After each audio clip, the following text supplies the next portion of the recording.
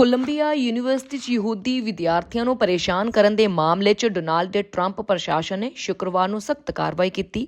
ਇਸ ਤਹਿਤ ਯੂਨੀਵਰਸਿਟੀ ਨੂੰ ਦਿੱਤੀਆਂ ਗਈਆਂ $400 ਮਿਲੀਅਨ ਦੀਆਂ ਸੰਘੀ ਗ੍ਰਾਂਟਾਂ ਅਤੇ ਕੰਟਰੈਕਟ ਤੁਰੰਤ ਰੱਦ ਕਰ ਦਿੱਤੇ ਗਏ।